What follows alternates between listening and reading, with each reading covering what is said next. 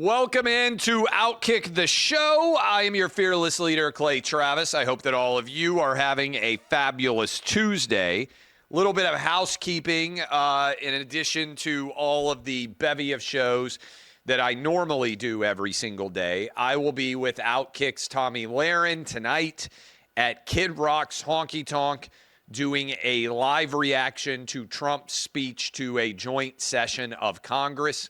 That will be airing on Fox Nation. Hopefully, maybe, we will be able to clip some of the segments from that show and share it with you on social, just to make everybody aware that in addition to all these other shows, we have a special one tonight that there will be multiple people involved with from downtown Nashville's Broadway. From Kid Rock's. I want to let you know, Prize Picks, America's #1 daily fantasy sports app with Prize Picks. Just you against the number. Prize Picks, the best way to win real money this basketball season. Which players are going to post more? Which are going to post less? Which ones are going to have big games? Which ones are going to have bad games? You can make your picks in as little as 60 minutes. All you need to do is pick more or less, and you can win up to 1,000 times your money on Prize Picks. Sign up today. Get $50 instantly when you play $5. You don't even need to win to get that $50 bonus. You just need to sign up and use code OutKick. All right, tonight, college basketball, March Madness underway. Auburn at Texas A&M. Johnny Broome, maybe the National Player of the Year, right up there with Cooper Flagg. I am going to take him for more than 17.5 points in tonight's game at Texas A&M. We also have from the University, let me just stick with these two. I'm just going to stick with these two. Chad Baker-Mazara, also from Auburn. I'm going to go with more than 17.5 total points, rebounds, and assists. If I am correct here, I believe that pays out at a little bit over 2-1. Two different Auburn basketball players. Baker-Mazara, more than 17.5 total points, rebounds, and assists. And Johnny Broome, more than 17.5 points. That is a winner for you guys. Use Prize Picks code OutKick for $50 when you play $5. Again, download the app, use code OutKick, $50 instantly after you play your first $5 lineup. 2 or more players, Prize Picks, sign up 2 or more. You can win up to 1,000. You can win a lot of money if you stack a bunch of these guys together. But for tonight, 2 Auburn players on the road against Texas A&M. Aggies trying to reverse a significant downturn that they have had of late. Prize Picks, run your game. All right, we got a lot to dive into. Let's start with something that OutKick has been covering probably more aggressively and better than almost anybody in the world of sports, period. And that is this question: should men who identify as women be able to compete in women's athletics and sometimes win women's championships? The United States House passed by a bare majority this bill saying, hey, you have to play against the biology on your birth certificate. Men against men, women against women. The House passed it with only 2 Democrats in the entire House of Representatives voting with every single Republican on this issue. Last night, the Senate, every single Democrat voted against a bill that would keep men from being able to compete in women's sports. Somehow this has become political. I don't understand it. Most of the American public doesn't understand it. You might be out there saying, what do you mean by that, Clay? Well, last month, the New York Times came out with a poll showing that 79% of American voters believe that men who identify as women should not be able to compete in women's sports. That is nearly 80%. It's hard to get 80% of people to agree on anything, but it was supremely bipartisan. 94% of Republicans agreed that men should not be able to identify as women and win women's championships. That's a big number. But 67% of Democrats agreed. 2 out of every 3 Democrat voters agree with me right now when I say men shouldn't be able to compete in women's sports. 94% of Republicans, 67% of Democrats, yet every single Democrat in the United States Senate voted against it, including in states like Arizona, Georgia, Nevada, Michigan, Wisconsin, Pennsylvania, that Trump actually won.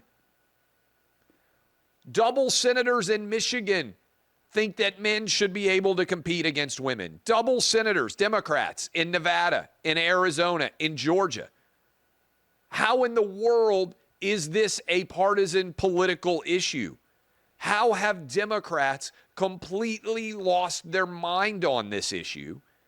And how in the world did every single one of them vote against this bill? It's madness. 67% of Democrats agree with me. Overwhelming sports fan agreement. Yet every single Democrat lined up against it. It's just wrong. And at some point, we have to get 60 votes in order for the vote to be able to go through.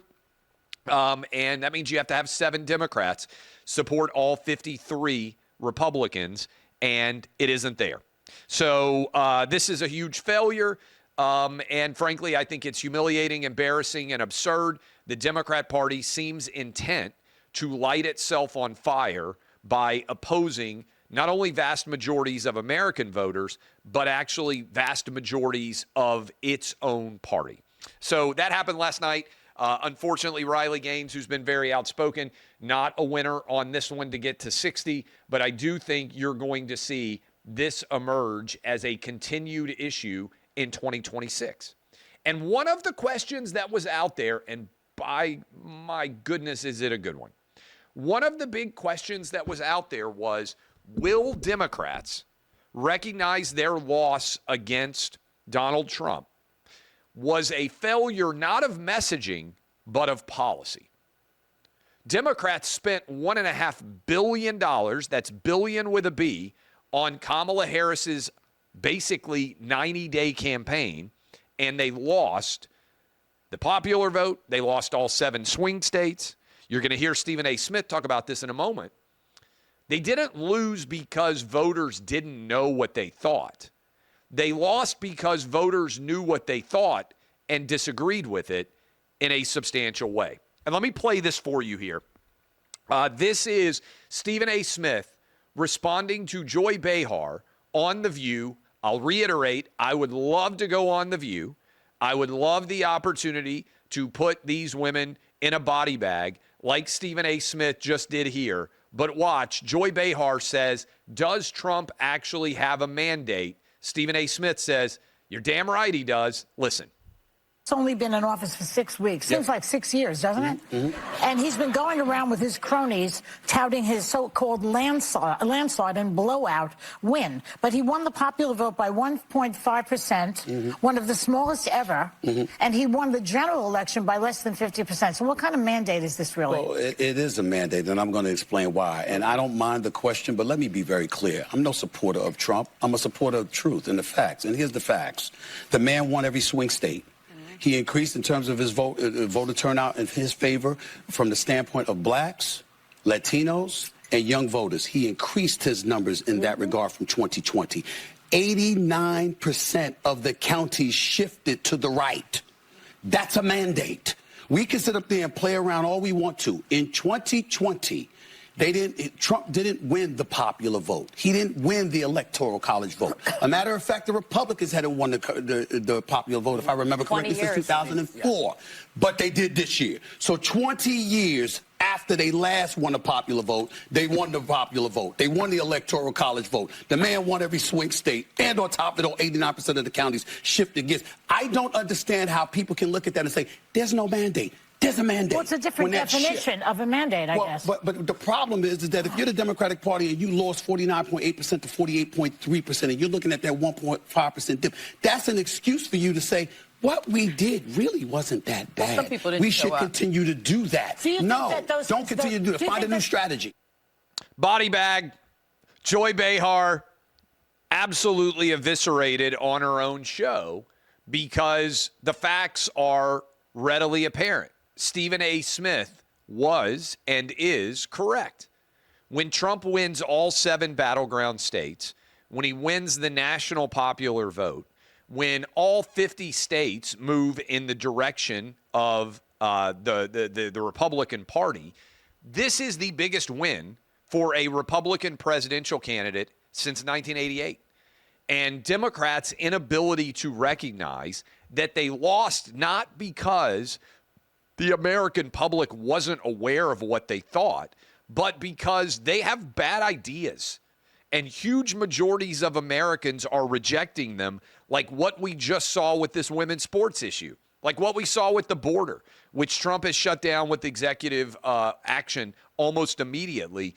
Trump is picking 75 or 80% issues. That is where huge majorities of the public, including majorities of Democrats often, he is making arguments that are very compelling and hyper-rational, and they have a lot of appeal, white, black, Asian, Hispanic, Democrats, Republicans, Independents, from rational, common sense voters. Okay. Guys, you can update me on the latest on this because I know Trump speaks tonight, but there is a report that Zelensky is going to sign the mineral rights agreement that was supposed to be signed on Friday that has not so far been signed, and that Trump may well announce it at his address tonight as something that is being signed. Okay, that's the latest reports that I have seen. Again, I'll be on Fox Nation with OutKick's Tommy Lahren and other people tonight live at the Kid Rock Honky Tonk, reacting in real time to what Trump says in his speech. Okay, that, by the way, last time I was there was with Tommy Lahren and Pete Hegseth, who is now the Secretary of Defense. That was on election night when we celebrated into the wee hours Trump's big landslide victory. I want to tell you something that is very important, that is a harsh truth, and that more people should be discussing as it pertains to Ukraine, Russia, and America.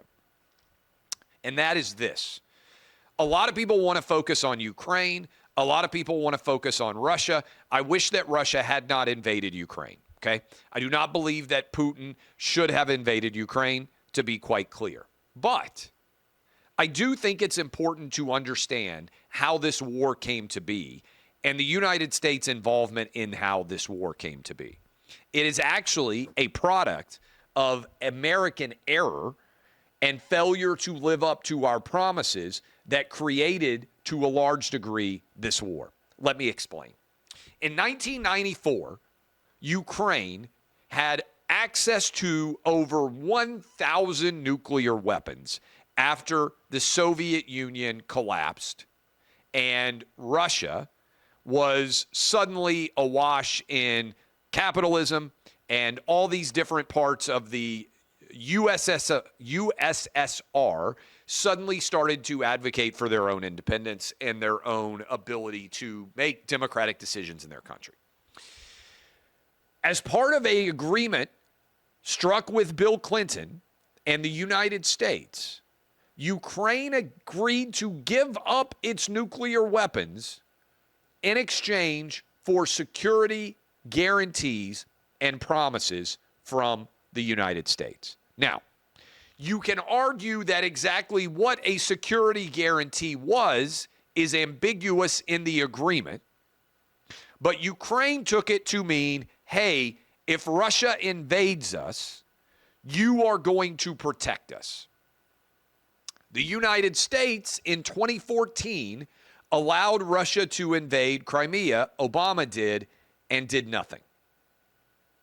Similarly, in 2022, Biden allowed Russia to invade Ukraine again and did nothing. Ukraine is sitting back saying, wait a minute, United States, we gave up our nuclear weapons and you were supposed to provide us security assurances, and we don't feel like you have fulfilled your end of the bargain. You have broken your promise. Russia feels the same way. Russia, in the wake of the Berlin Wall coming down, had assurances, promises from the United States that NATO would not be placed on its front porch in bordering regions. In other words, that there would be buffer states and that there would not be an immediate on-the-border NATO that, if Russia were to cross the line, would mean global world war. We broke our promise to Russia as well by expanding NATO and allowing and providing security guarantees to many different countries on the border with Russia, not including Ukraine, but including many others. So this failure of the United States to live up to obligations, not only on Ukraine's side, but also on Russia's, created a situation where neither leader and neither country could trust the United States, and that helped to create a situation that was ripe for conflict. I'm not saying that Vladimir Putin should invade, but I'm saying the United States' failures to live up to its promises for both Ukraine and Russia created this situation. That is far from this world where the United States is a perfect actor. Actually, we were a huge part of the destabilization that exists in that area of the world. All Trump is trying to do now, remember, he had nothing to do with this. He wasn't a politician in 1994. He wasn't a politician in 2014. All Trump has to do with this is he's trying to bring peace, get a ceasefire, and end the war in Europe, just like he's trying to bring peace and end the war in the Middle East between Hamas and Israel. All Trump has done is come into office and say, hey, I'm anti-war. I don't want people dying. I don't want America involved in propagating further conflict. And guess what? 78% of the American public, according to a recent CNN poll, is in favor of a ceasefire. Only Trump could be criticized for having done nothing wrong at all and simply coming in and trying to mediate a situation and saying, you know what? It doesn't help in mediation to say that Vladimir Putin is evil. It doesn't help in mediation to say Zelensky is all that's good. In any mediation, you have to acknowledge, even if it's untrue, that both sides are in some way flawed and both sides are in some way have merit. Any of you who've ever been involved in a mediation know this is how it works. I've been involved in mediations. Every lawyer has. No mediator ever walks in and says, you know what, you're 100% right. You are a paragon of virtue. You've done nothing wrong. Because if you believe that, why would you ever settle? Similarly, no mediator ever walks into the other side and says, you know what, you are 100% wrong. You are evil. Because if that is true, why would the mediator be able to bring any sort of mutuality of agreement? All Trump deserves the Nobel Peace Prize if he brings peace to Europe and the Middle East. All he's doing is trying to clean up the messes that were created by the Bidens as all of this has played out. Okay, so that is the hard truth associated with everything going on with Ukraine right now, and you have to follow this thing on a minute-by-minute basis. It's possible tonight Trump is going to announce that we have moved closer to a ceasefire and that there's going to be a mineral rights agreement going forward as well. I don't know how many of you watch this show, and before I play these still shots, let me say this. Can somebody in HBO PR reach out to me and say, you know what, Clay, you have the right to use clips. I'm not going to give away the outcome of a show. This is episode 3, White Lotus season 3. Our people are saying, we can't play the clip. I'm just sounding like Trump here. Sir, we can't play the clip. It's going to be a copyright violation. I play the clip. I shared it on my Twitter feed. Okay? I think HBO is ecstatic that I am going to talk about this. I think HBO executives and their PR team are going to say, yes, Clay. Talk about our shows as much as you want. You can use a video still clip as long as you're not giving away who the murderer is or giving away major plot points. So I'm going to have to explain this with friggin' still photographs like I am, like this is a Ken Burns documentary in 1990, okay? We're going to zoom in here. on these individual characters. All right, so if you do not know, White Lotus is a murder mystery show that is set on exclusive, high-end property resorts around the world. Season 1 was Hawaii. Season 2 was Sicily. Season 3, which is presently airing every Sunday night on HBO Max, which you should watch and you should go subscribe to because it's a fun show. It is airing every Sunday night. This is episode 3. There are many different individuals whose stories are told as they are staying at the resort. I'm giving you all this background because I don't know what percentage of you watch The White Lotus, but I would bet in the creative film, television universe, I bet The White Lotus is the most watched show in New York and LA universes. Like, what was it? Sunday they had the Academy Awards. I bet the show that the most people watch who were at the Academy Awards on Sunday right now is The White Lotus, okay? I don't know how many of you watch it. There are 3 women in this year's season. One woman is from New York. One woman is from LA. She is an actress, playing an actress. The other woman is from Austin, Texas. Can we start to, I don't even know how this is going to work. Can we show the still photographs here? All right, this is ridiculous.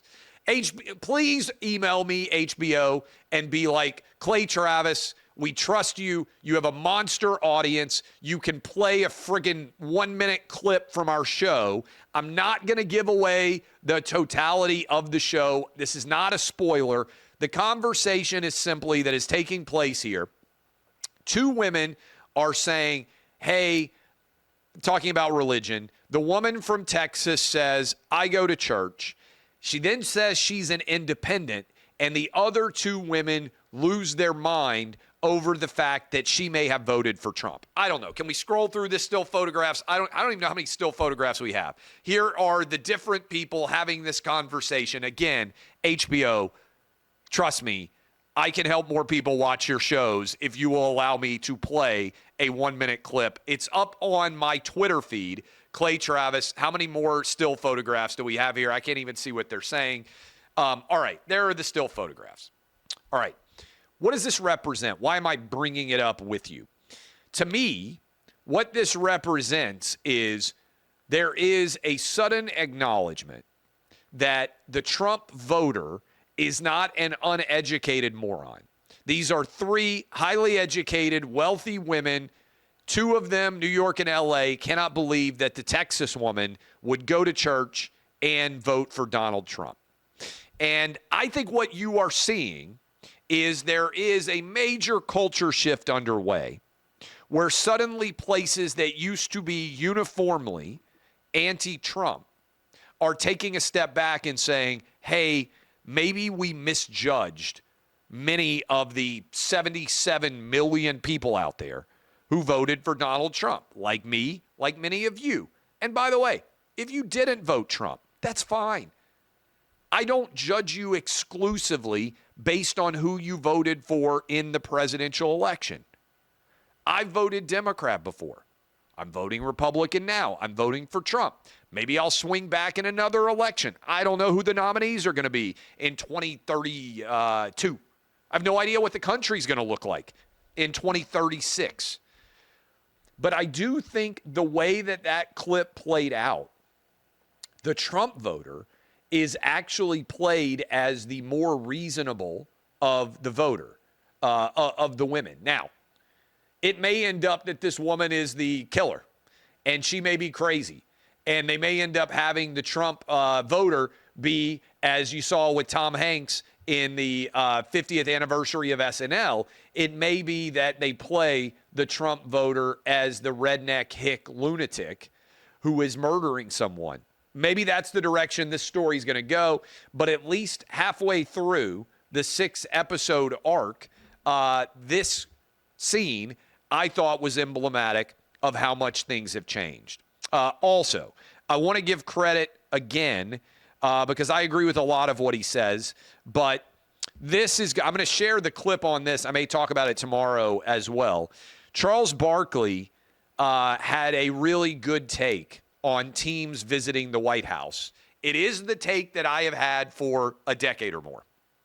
I have said, and I stand by it, I will always go visit the White House if I am invited to do so.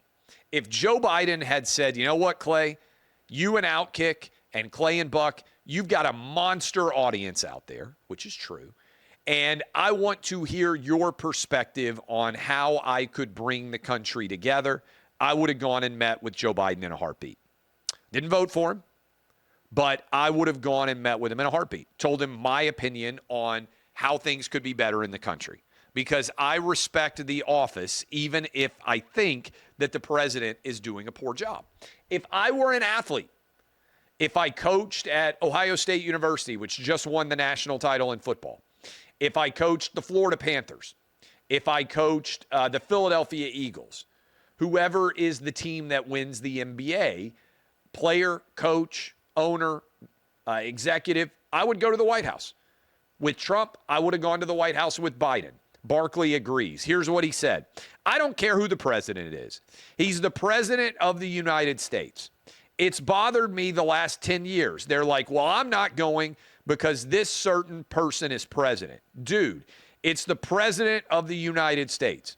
Even though I disagree with President Trump on some things, if I met him, I would still give him the respect and dignity he deserves. We can disagree.